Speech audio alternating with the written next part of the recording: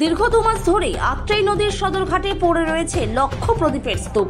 কাঠগড়ায় দক্ষিণ দিনাজপুর জেলা গেরুয়া শিবির কর্মসূচির পর ব্যবহৃত প্রদীপগুলি সরানোর নৈতিক দায়িত্ব বিজেপির ছিল বলেই মত প্রকাশ বালুরঘাট পুরসভা কর্তৃপক্ষের। এদিকে নির্দিষ্ট কর্মসূচির পর সাফাই করে প্রদীপগুলি একত্রিত করে নিজেদের দায়িত্ব পালন করেছে বলে দাবি বিজেপির। প্রদীপ নিয়ে তৃণমূল পরিচালিত বালুরঘাট পুরসভা এবং বিজেপির দড়ি টানটানে নিয়েই এখন চরম বিতর্ক বালুরঘাটে। অযোধ্যায় রাম মন্দির প্রতিষ্ঠার বর্ষপূর্তি উপলক্ষে এবারও 22শে জানুয়ারি বালুরঘাটের আত্রাই নদীর সদরঘাটে রাম পূজন যজ্ঞ অনুষ্ঠান এবং সন্ধ্যায় লক্ষ প্রদীপ প্রজ্বলন অনুষ্ঠানের আয়োজন করেছিল বিজেপি। মূলত বালুরঘাটের সাংসদ, কেন্দ্রীয় প্রতিমন্ত্রী তথা বিজেপির রাজ্য সভাপতি সুকান্ত মজুমদারের উদ্যোগে দক্ষিণ দিনাজপুর জেলা বিজেপির পক্ষ থেকে রামলালার পূজন ও সন্ধ্যা আরতির আয়োজন করা হয়। পরদিন ওই নদীঘাটে সাফাই অভিযানে নামেন দলের নেতাকর্মীরা। নদীঘাটের বেশ কয়েকটি জায়গায় ব্যবহৃত প্রদীপগুলোকে স্তূপ করে রাখা হয়, কিন্তু গত 2 মাসেও সেই স্তূপ সরানো হয়নি। ফলে পরিবেশ দূষণ রোধ কিংবা স্বচ্ছ ভারত পরিকল্পনা কার্যত ব্যর্থ বলে অভিযোগ। এই ঘটনায় বিজেপিকে কাঠগড়ায় দাঁড় করিয়েছে জেলা তৃণমূল। পাল্টা সরব বিজেপি।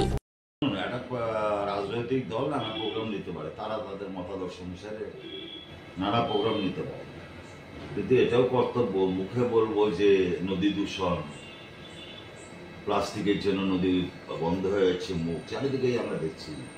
এমনকি যমুনা, গঙ্গা সব জায়গায় পলিউশন ছড়িয়ে যাচ্ছে। আর প্রশ্নটা হচ্ছে, এগুলো তো সেন্সের ব্যাপার।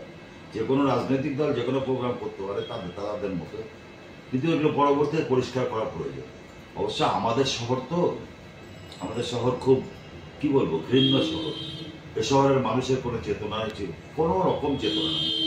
বা বাঁধ খুঁড়ে দোকান হয়ে গেলেও তাদের কিছু যায় আসে না, বালি চুরি, গরু চুরি হলেও তাদের কিছু যায় আসে না। সমস্ত রাজনৈতিক নেতা আপনি দেখছেন না। আচ্ছা, এখান দিয়েও তো এমপি সাহেব যান, এমএলএ সাহেব যান, একটা নিখোঁজ এমএলএ, আমরা তাকে খুঁজেই পাই না, মাঝে মাঝে তার বক্তব্য শুনি। শহরটাকে ছেড়ে দিয়েছে, শহরটাকে ছেড়ে দিলে যা যা হওয়ার তাই হবে। কেউ কেউ সরফরাজি করছে, কেউ কেউ এই করছে, যা ইচ্ছে তাই হচ্ছে, কোনো হিসেব নাই, কিতাব নেই। এই পরিস্থিতিতে আমাদের চলতে হবে। প্রান্তিক শহরে বাস করি, এটা অবসরের শহর, বুঝলেন। কারো প্রতিবাদ নেই, প্রতিবাদে মুখর হয় না কেউ, আপনি একা হয়ে যাবেন।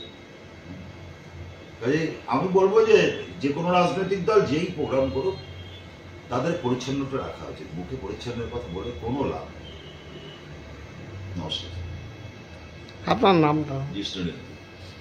প্রদীপ তো তোমার হচ্ছে কোনো দূষণ ছড়ায় না, প্রদীপ তো মাটির প্রদীপ।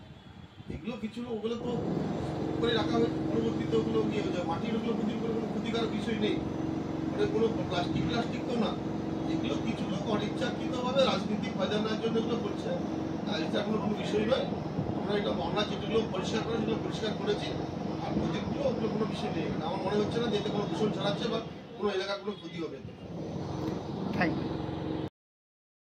আমি এটাই বলবো কি, আমাদের নজরে এসেছে, এটা আমরা অলরেডি টিম আমরা বানিয়ে ফেলেছি, 2-4 দিনের মধ্যে ক্লিয়ার হয়ে যাবে। আর বিজেপির কাজই নোংরা করা, আর আমরা পরিষ্কার করে শহরটাকে আরও পরিষ্কার রাখবো।